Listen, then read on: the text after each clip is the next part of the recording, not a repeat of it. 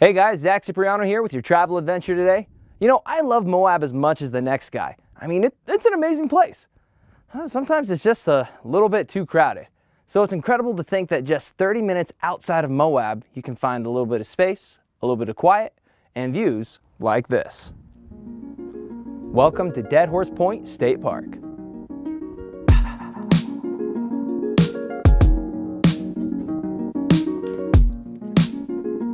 This park is known for its incredible views of the Colorado River Bend as it meanders about 2,000 feet below the Dead Horse Point overlook. So it's known for its views, but we have a lot of other stuff going on too.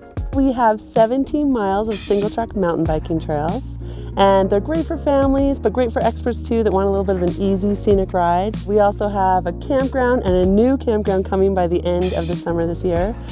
We have 8 miles of hiking trails, and we also have some incredible stargazing because we're an international dark sky park. So you're able to see the Milky Way on clear nights, and it's gorgeous. Dead Horse Point is an amazing landscape, one that does not get enough acclaim in the area. It's one of the most photographed state parks, and I think a lot of people don't realize what's there. They're headed to Canyonlands or on a rush to get from Canyonlands to Arches, and they pass right past the entrance road to get to Dead Horse Point, and if they only knew what was down the end of that road. Dead Horse Point State Park is, as has been said, chock full of dynamic and breathtaking views, but it's also home to quite a bit of Western history. Its name, for example, comes from the legend of cowboys rustling up wild mustangs across the 30-yard neck of land, being left 2,000 feet above the Colorado River and unable to get to the water. The horses, I'll give you a chance to cover up the ears of the little ones, died. But don't worry, there's nothing even remotely reminiscent of that in the park today. Now, it's just a beautiful place to camp, explore, and learn. We have a great visitor center. It has a great view from the deck. We can sit out and just soak up the view of the LaSalle Mountains outside Moab. We have a coffee shop, a private concessionaire that offers smoothies and sandwiches and coffee. We also have a great gift shop, museum, and an art gallery that showcases local artists. I'll admit it was a bit toasty the day I decided to hit the old dusty trail and explore this state park. But with proper preparations, even a hot day can be a positively memorable one. Wear sunscreen, bring water, and hike with a buddy. And remember, if you get too hot, you can always hike or bike back to your campsite.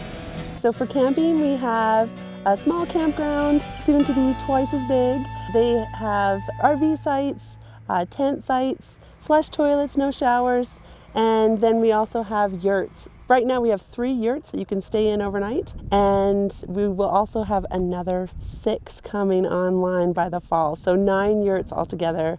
And being so close to Moab, sleeping accommodations can also be found readily available in town. In town, we've got a lot of hotels. We've got really anything to fulfill whatever your lodging needs are, whether you're alone, whether you're a couple, family, if you want to stay in town, out of town. Yeah, I think most of the people in the Moab area are coming because of Arches National Park, because of the whole valley and its recreational opportunities too. So we're kind of a side trip, but we're becoming really well known too. We have about 400,000 visitors a year, and it's a great, completely different experience from your Arches experience. I really love this place because it's so beautiful. It's just incredibly gorgeous, and every day the view looks different. People ask us all the time, aren't you sick of the view yet? And I always say, no, I mean, it looks different with clouds, looks different in the storm. It's just such a beautiful place to work in. And in the summer, it's about 10 degrees cooler than Moab, so we can't complain about that either.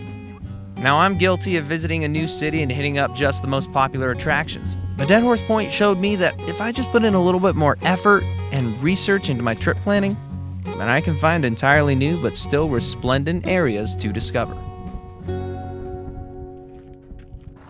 Now, Dead Horse Point State Park is really easy to get to. You just start heading north out of Moab, and pretty soon you start seeing all these little brown signs telling you exactly where to go. Simple as that. Well, I'm Zach Cipriano. We're going to take a quick commercial break, but when we come back, we're going to have a product review for you. Don't go anywhere.